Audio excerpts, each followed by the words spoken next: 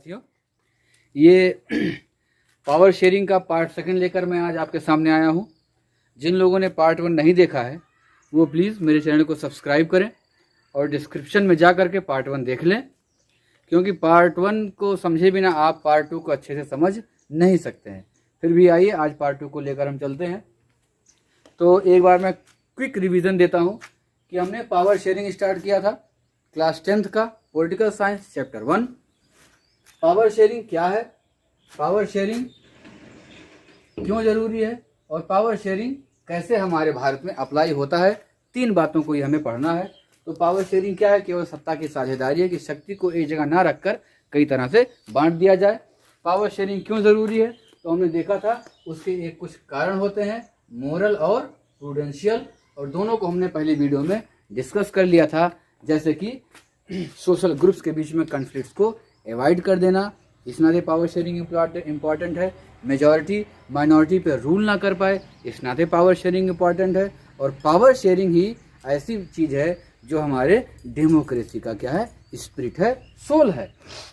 और उसको प्रूव करने के लिए हमने केस स्टडी 2 कंट्रीज का केस का अध्ययन किया।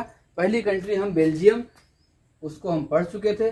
श्रीलंका को आज हमें केस स्टडी के रूप में लेना है। बेल्जियम को हमने देखा था कि डच, फ्रेंच, जर्मन तीनों भाषा बोलने वालों के बीच में बहुत बड़ा गैप था, फिर भी वहाँ पर किसी तरीके का कॉन्फ्लिक्ट नहीं हुआ और आज बेल्जियम एक डेवलप्ड कंट्री है। क्यों? क्योंकि वहाँ पर पावर शेयरिंग अच्छे ढंग से हुई थी।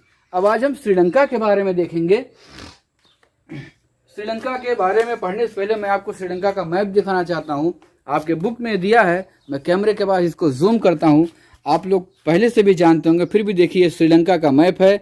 अब इसमें जो रेड कलर का एरिया दिख रहा है वो श्रीलंकन तमिल वालों का है, मतलब ऐसे तमिल हैं जो श्रीलंका में रहते हैं। और जो ये येलो एरिया दिख रहा है वो सिंहली लोगों का है, मतलब जो श्रीलंका के मूल निवासी हैं। और जो आपको ये डार्क दिख रहा है ये इंडियन तमिल है। तो 2 तमिल हो गए, श्रीलंकन तमिल, इंडियन तमिल और सिंहला। और कुछ यहाँ पर क्या है, ये बिंदी वाले मुस्लिम एरिया भी लोग हैं। अब एथनिक कम्युनिटी यहाँ पर आ रहा है एक वर्ड कि एथनिक कम्युनिटी क्या है। तो एक ऐसा सोशल डिवीजन है,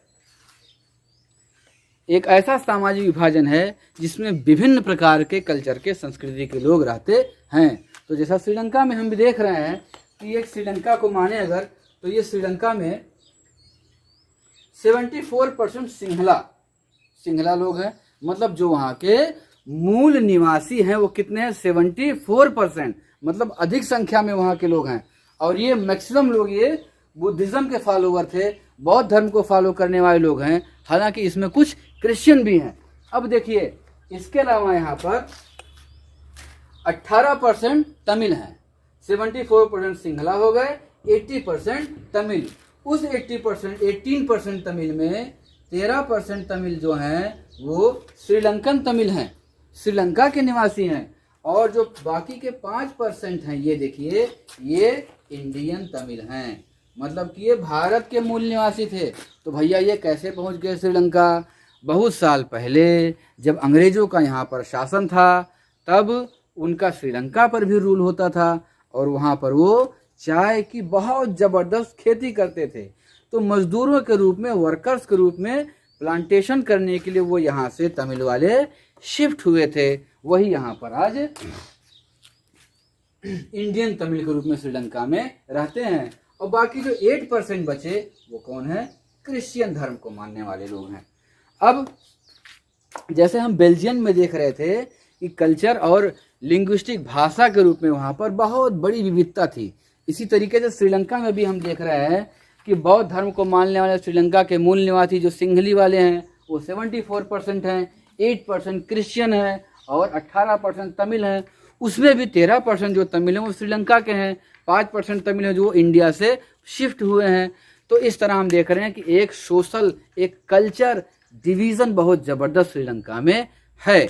अब श्रीलंका पावर शेयरिंग किस तरीके से करता है, क्या यहाँ सत्ता की साझेदारी होती है शक्ति की या नहीं होती है, इस केस स्टडी से हम समझ पाएंगे। तो श्रीलंका के बारे में कुछ पढ़ने से पहले ये जाने कि श्रीलंका इंडिपेंडेंट हुआ, स्वतंत्र हुआ कब? 1948 में। 1948 में श्रीलंका इंडिपेंडेंट हो जाता है, मतलब उसकी अपनी गवर्नमेंट आ जाती है। अब वो जैसा चाहे रूल रेगुलेशन, जिस तरह की सरकार संविधान बनाना चाहे वो बना सकता है। अब अगर वो पावर शेयरिंग का फॉलो करता है तो क्या होता है, क्या बेल्जियम की तरह डेवलप हो रहा है या पावर शेयरिंग का फॉलो नहीं कर रहा है? आगे देखिए दोस्तों, यहाँ की पॉपुलेशन भी ज़्यादा नहीं है, लगभग 2 करोड़ है। तो यहाँ पर मेजॉरिटी में कौन हुए? 74% लोग हुए। लेकिन श्रीलंका ने पावर शेयरिंग नहीं की बेल्जियम की तरह।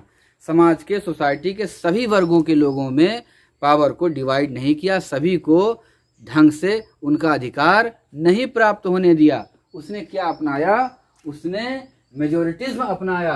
तो क्या है मेजोरिटिज्म? बहुसंख्यकवाद। बहुसंख्यकवाद क्या है? द आइडिया, ऐसा आइडिया है दैट जो क्या कहता है, majority community should rule the nation in which way they want. बहुसंख्यकवाद, मेजोरिटिज्म एक ऐसा आइडिया है जो कहता है कि जो बहुसंख्यक है वही उसी को जिस तरीके से चाहे उस तरीके से उस देश पर रूल करना चाहिए। मैं फिर से बात दोहरा रहा हूं कि अगर बहुसंख्यक का शासन होगा और वो अपने ही वे में जैसा वो चाहेंगे वैसा रूल करेंगे, तो क्या जो कम संख्या के लोग हैं क्या उनके साथ न्याय हो पाएगा? नहीं हो पाएगा दोस्तों, क्योंकि वो तो अपनी ही बात को मानना चाहेंगे, वो अपनी ही चीज़ों को श्रेष्ठ समझाएंगे। अपने लिए जितने फायदेमंद की चीज़ें होंगी, गवर्नमेंट जॉब होगा वहाँ अपने लोगों को रखना चाहेंगे, सरकार में अपने लोगों को रखना चाहेंगे, जो रूल रेगुलेशन पॉलिसी बनेगी वो उनके धर्म, उनके लैंग्वेज के लोगों के लिए फेवर में बनेगी। तो जो अल्पसंख्यक होंगे, माइनॉरिटी होंगे, उनका डेवलपमेंट नहीं हो पाएगा। तो श्रीलंका ने ऐसा ही किया, उसने बहुसंख्यकवाद, मेजोरिटिज्म को बढ़ावा दिया। तब उसने इसको बढ़ावा देने के लिए क्या किया? 1956 में एक एक्ट को पास किया। 1956 में एक कानून बनाया। वो क्या बनाया कि सिंहला मतलब मेजॉरिटी के लोग 74% में जो थे, was made official language. Sinhala को ऑफिशियल लैंग्वेज बना दिया गया, मतलब कि राजकीय भाषा बना दिया गया। अब बताइए, एक भाषा उसको राजकीय भाषा बना दिया गया तो कहीं ना कहीं तमिल और क्रिश्चियन को हर्ट हुआ होगा कि उनके लैंग्वेज की कोई वैल्यू ही नहीं है। हमारे देश में देखिए ऑफिशियल लैंग्वेज हिंदी बनाई गई तो हिंदी बोलने वाले बहुत सारे लोग हैं, 1-2 लोग नहीं हैं। सर्वाधिक लोगों में हिंदी भाषा तीसरे नंबर पे आती है, लगभग विश्व में तीसरे या चौथे नंबर पे हिंदी भाषा तीसरे नंबर पे, जहाँ तक मुझे याद है, आती है बोलने में। और भारत में भी इसके आधे से बहुत सारे लोग हिंदी ही बोलते हैं। इसके अलावा और भी भाषा वाले लोगों को कोई कष्ट ना हो, दुख ना हो, इस नाते संविधान में 22 भाषाओं को जगह दी गई है कि सभी की भाषाओं को सम्मान मिले। तो हम श्रीलंका पे आते हैं। 1956 में श्रीलंका ने एक एक्ट पास किया, उसमें कहा गया कि सिंहला को ऑफिशियल लैंग्वेज बना दिया गया। और इसके अलावा गवर्नमेंट ने क्या किया? The government made policies that favour to Sinhala community. Government ने ऐसी नीतियां बनाई जो केवल सिंहली लोग थे, श्रीलंका के लोग थे, उन्हीं के फेवर में सारी पॉलिसीज बनी, सारे कानून उन्हीं के फेवर में बनने लगे। बात तब हद हो गई जब it was also gave to job them only. Job, government job किसे मिलेगा? केवल और केवल जो श्रीलंका के मूल निवासी सिंहली होंगे, केवल उन्हीं को मिलेगा। ऐसे कंडीशन में विरोध होना, प्रोटेस्ट होना लाजमी है। तो दोस्तों क्या हुआ? ये देखिए, प्रोटेस्टेड। तमिलों ने क्या किया? प्रोटेस्ट किया, नाराज हो गए, वो विरोध करने लगे। पूरे देश में विरोध की एक लहर दौड़ गई और इस विरोध के फलस्वरूप सिविल वार हो गया। कैप्टन अमेरिका सिविल वार ये नहीं है, ये है श्रीलंका का सिविल वार जो 1956 में एक्ट पास होने के बाद आया था। सिविल वार गृह युद्ध, जहां एक ही देश के में रहने वाले अलग अलग समुदाय के लोग आपस में लड़ने लगते हैं अपने अधिकारों के लिए, तो गृह युद्ध हो गया। Many Tamils died and were forced to leave the nation. बहुत सारे बेचारे तमिल मारे गए और जबरदस्ती उनको परेशान किया गया, यहाँ तक कि उन्हें अपने देश को छोड़ने पर मजबूर कर दिया गया। बेचारे कहीं के नहीं रह गए। तो ये कंडीशन हमने देखा श्रीलंका का। जब श्रीलंका में पावर शेयरिंग को फॉलो नहीं किया गया तो श्रीलंका में क्या हो गया, सिविल वार हो गया। और वहीं बेल्जियम में पावर शेयरिंग को फॉलो किया गया तो बेल्जियम एक डेवलप कंट्री बन गई। तो अब आप खुद सोच लीजिए कि पावर शेयरिंग हमारे लिए कितना इम्पोर्टेंट है। तो दोस्तों पावर शेयरिंग हमने देखी, पावर शेयरिंग का हमने रीज़न देखा कि क्यों होना चाहिए, और उस पर 2 केस स्टडी को देखा, बेल्जियम को और श्रीलंका को। और हमने देखा कि किस तरीके से बेल्जियम में पावर शेयरिंग हुई तो वहाँ पर डेवलपमेंट हुआ, और श्रीलंका में पावर शेयरिंग नहीं ढंग से हुई तो वहाँ पर सिविल वार हो गया। और इसके नाते हमारा जो रीज़न है, जो हमने पढ़ा था पहले वीडियो में, प्रूडेंशियल रीज़न, कि पावर शेयरिंग होने से सोशल कॉन्फ्लिक्ट नहीं होता है, वो भी प्रूफ हो गया। पावर शेयरिंग होने से मेजॉरिटी माइनॉरिटी पर रूल नहीं करती है, वो भी प्रूफ हो गया, क्योंकि बेल्जियम में ऐसा नहीं हुआ और श्रीलंका में पावर शेयरिंग नहीं हुई तो वहाँ पर मेजॉरिटी ने माइनॉरिटी पर रूल किया, जिसके नाते पावर शेयरिंग नहीं होने के नाते वहाँ पर सिविल वार भी हो गया और सोशल कॉन्फ्लिक्ट बहुत तेज़ी से बढ़ा। सिविल वार के नाते लोग मरे कटे, लोगों को छोड़ने पर मजबूर होना पड़ा। तो हमारा क्या है और क्यों है, दोनों तैयार हो गया है। अब हमारा जो लास्ट टॉपिक है कि पावर शेयरिंग कैसे अप्लाई होता है। तो देखिए इंडिया में forms of power sharing in India, हम देखेंगे कि भारत में पावर शेयरिंग कैसे लागू है। भाई भारत में भी सत्ता की साझेदारी है, तो अभी हम देखते हैं कैसे लागू है। तो कई तरीकों से लागू होते हैं। पहला है हॉरिजॉन्टल तरीके से भारत में पावर शेयरिंग होती है। हॉरिजॉन्टल मतलब कि इस तरीके से।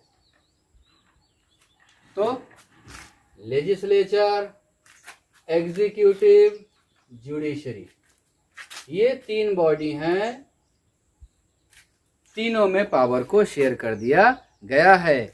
जो सर्वोच्च शक्ति सरकार की है वो देखिए 3 हिस्से में किस तरीके से डिवाइड कर दी गई है। लेजिस्लेचर ये क्या करेंगे, ये कानून बनाएंगे, हमारी सरकार यही तो करती है ना, संसद में बैठती है कानून बनाती है।